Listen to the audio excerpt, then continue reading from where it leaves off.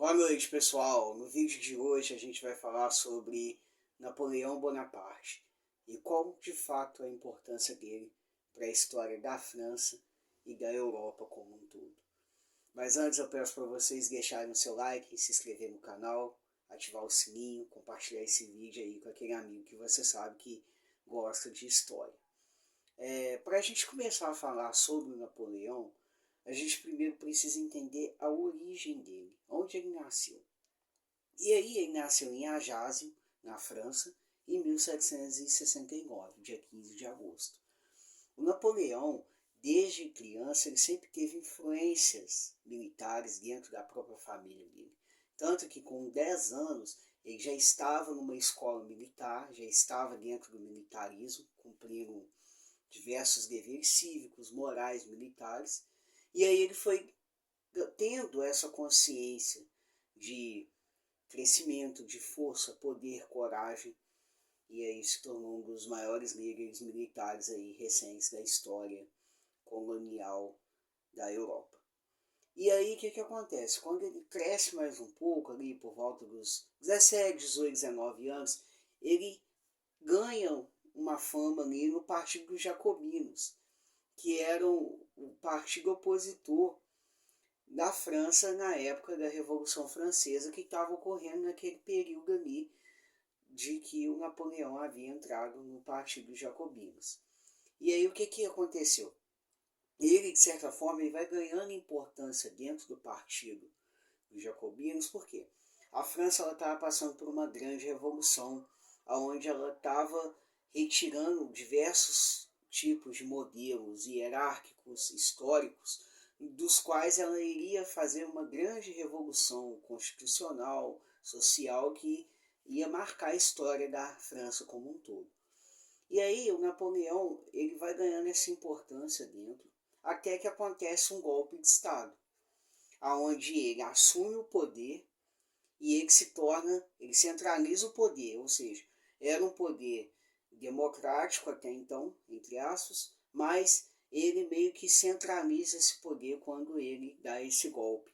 Ou seja, a França passa a ser dominada totalmente, inteiramente por ele, ou seja, tudo que era de ordem era ele que dava, os ataques do exército francês era ele que coordenava, e aí ele pensa em expandir a França. Ele falou, poxa, agora eu estou no poder, eu quero que a França seja grande, eu quero fazer o Império Francês ser um império reconhecido no mundo inteiro. E aí o que ele faz? Ele começa a expandir a economia francesa, ele começa a negociar com diversos países europeus, só que o que acontece? Ele tem um concorrente muito forte aí, que é a Inglaterra. E aí ele vai tomar um tipo de atitude do qual talvez qualquer tipo de país hoje em dia geopoliticamente falando, talvez não teria esse tipo de atitude, porque hoje em dia é outro cenário, outro momento da história, é difícil quer dizer. Mas, com certeza, ele teve essa ideia baseada no seguinte fato. Naquele período, a Inglaterra estava bombando. Ela tinha tido a Revolução Industrial, estava vendo vários tipos de negociação com países da Ásia, com os Estados Unidos, com a América pré-colombiana, colonizada. Ou seja, a Inglaterra estava expandindo o seu horizonte econômico, proporcionando assim para a sua população diversos tipos de benefício, né? E aí o que acontece? O Napoleão ele começa a observar isso de certa maneira, e aí ele fala, poxa, eu estou expandindo, eu estou crescendo, eu estou negociando com outros países, estou lucrando com isso. Porém, o que está acontecendo que eu não consigo ter uma economia, uma evolução econômica maior do que a da Inglaterra? Por que será que eu não consigo? E aí ele entra em guerra com a Inglaterra, ou seja, a França ela entra em um confronto direto com a Inglaterra por fatores econômicos, por fatores históricos e por uma rivalidade que os franceses e os ingleses já tinham de anos atrás, desde a Idade Média. E aí o que acontece?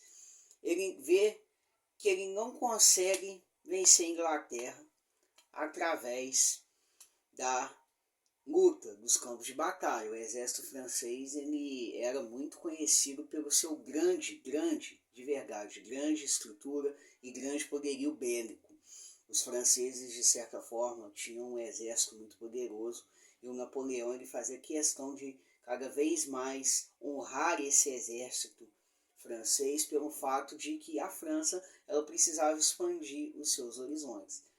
E aí ele faz meio que um bloqueio continental na Inglaterra, ou seja, ele impede que a Inglaterra e outros países europeus negociem diretamente com os ingleses, porque os ingleses estavam expandindo seu império também e estavam entrando em um conflito direto com os franceses. E aí, nesse meio período, fugindo um pouco do assunto, justamente é nesse bloqueio continental que a família real vem para o Brasil e se aloca no Rio de Janeiro.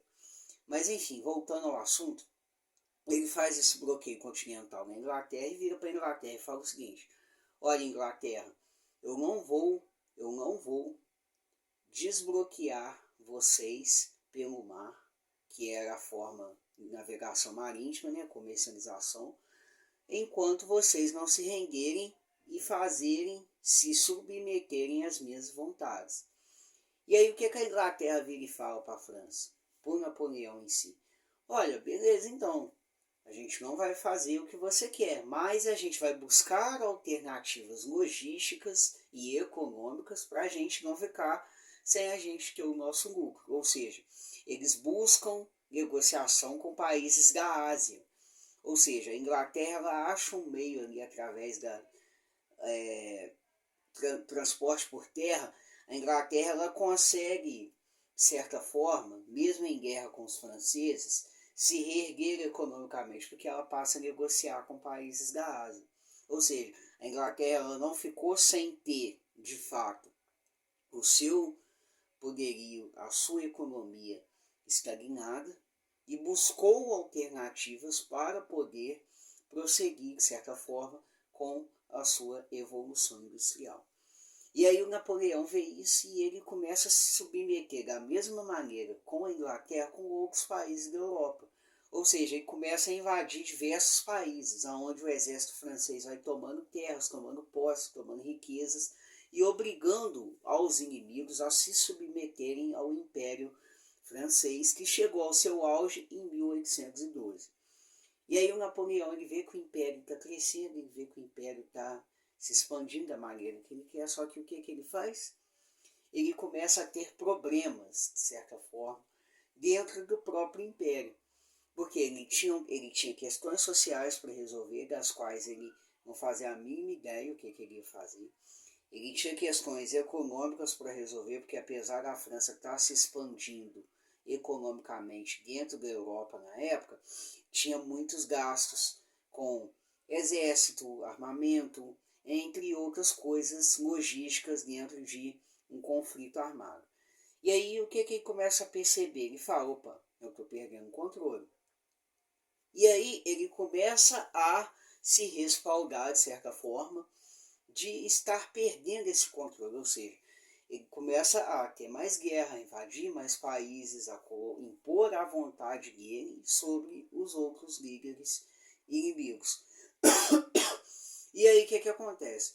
A França ela começa a enfraquecer, ela começa a perder o controle desse império muito grande. Por quê? Eles tinham diversos problemas de logística. Era muito difícil você deslocar determinados lugares da Europa pelo clima, pelo ambiente, devido ao fato de que eles não tinham muitos recursos.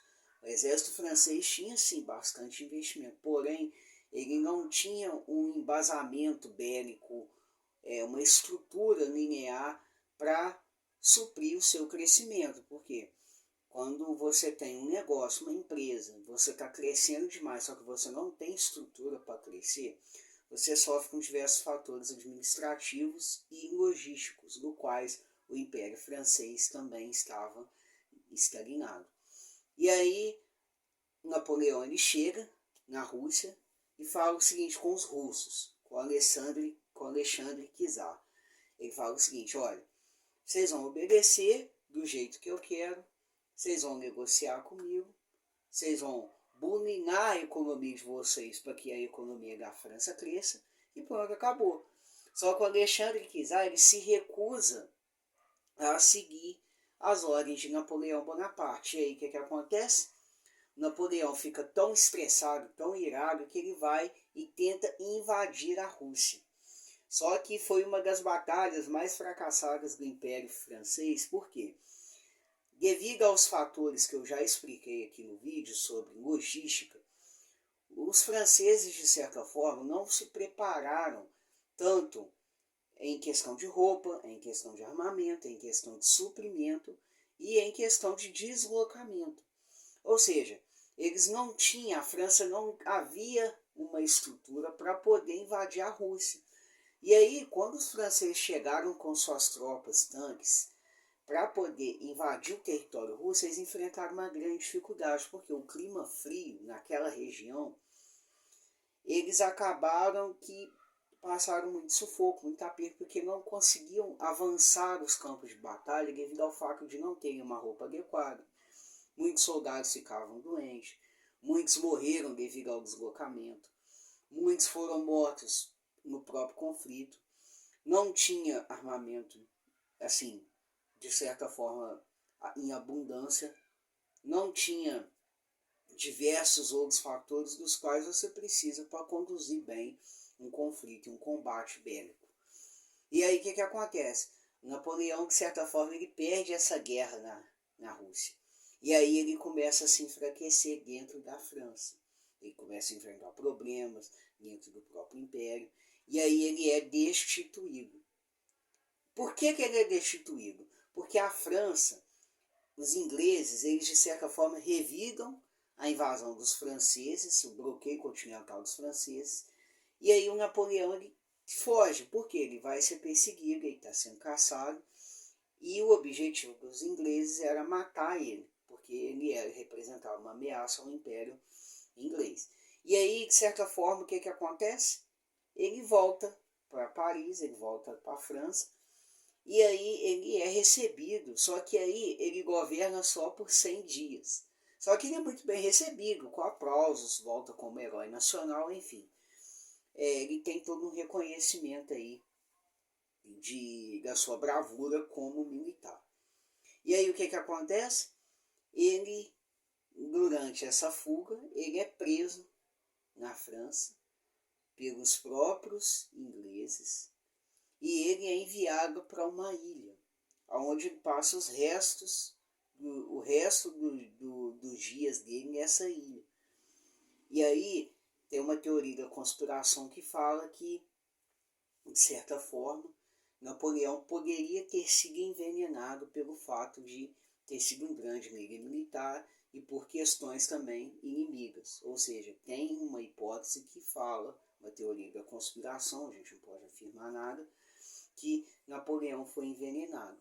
Mas a parte que a gente sabe, que se tem informação, os historiadores contam, é que ele teve uma morte natural aos seus 52 anos. E aí, até hoje, a gente baseia como que um cara, um militar de grande importância na França, foi do seu maior auge até a sua queda absoluta e total. E aí eu deixo a pergunta para vocês. Napoleão foi o maior estrategista militar da história? O que vocês acham? Deixem aí nos comentários.